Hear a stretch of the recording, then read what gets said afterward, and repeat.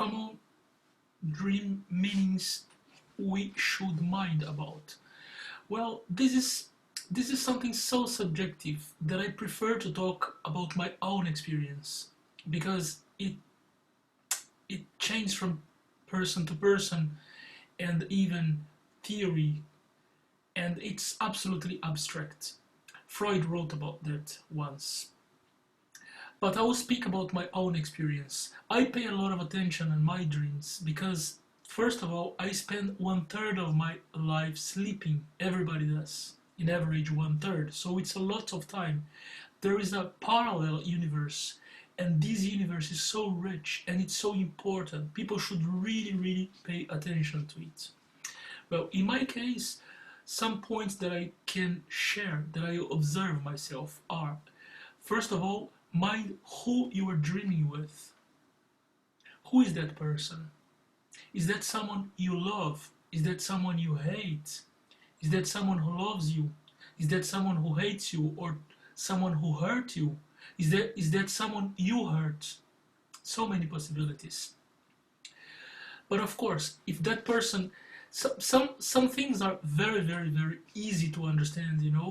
For example, if someone that you dream with, if that person,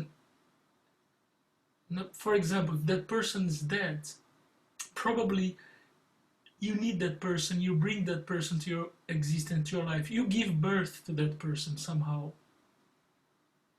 If that person hurt you or if that person scares you, probably you carry sort of, anguish or bad feelings about that person, and somehow your dream is informing to you that kind of energy that you have, that psyche energy, and you should really pay attention to that in order to be able to forget about that. And then, of course, if you have sexual dreams, it's most of cases. I think it's like sublimation of desire. Maybe if you have sexual dreams, you're sort of. Freud used to relate everything with sexuality. Contrary to Jung. But most of cases it can be some kind of sublimation, and in other case it can have another meaning as well. I don't think sexual dreams should be only sexual all the time. It can be interpreted, of course, but this is absolutely abstract. You have to think, you have to analyze your life and see what's there. Then there are some weird dreams. You can dream that you're being killed, for example, or that you're killing someone. And of course, if you kill someone in your dream, it doesn't mean necessarily that you are a killer. Of course not. This is a psychical killing, which has a lot of meanings.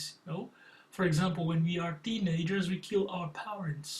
This is part of being a teenager.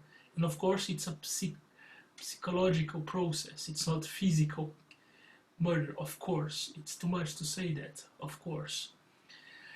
Sometimes you can dream with animals. So different animals can have different interpretations, but I don't want to go into that manual of interpretations that you can just Google, and find them so easily. I think it's more than that. I think for each person there is a meaning that you have to give. But of course, if you dream with dogs, probably it has to do with friendships. If you dream with cats, it has to do with some sagacity, for example. Some animals do have meaning, but also you have to, if you have animals in your dream, in fact any element in your dream, you have to think if that is part of your daily life, because if that object that you dream with is part of your day, is part of your day by day, so maybe it's not so surrealistic. Maybe it's just representation of signs that you observed during the day. So also you have to think about that. For example, if you dream with someone who died many years ago, then it's absolutely part of a process of unconscious, right? But if you dream about, for example, your work, because you have to work in the next morning, for example. This is not to be worried. It's just like,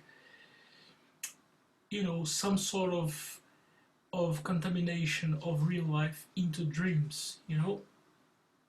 Another thing that I mind about, it's very important to me. I really care about that.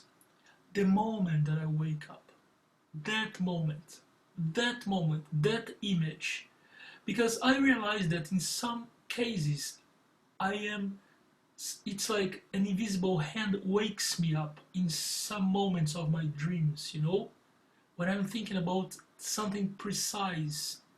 And in that moment, in that right moment, this is what you have to put under analysis as the most important part of your dream, because this is where, when your unconscious pressure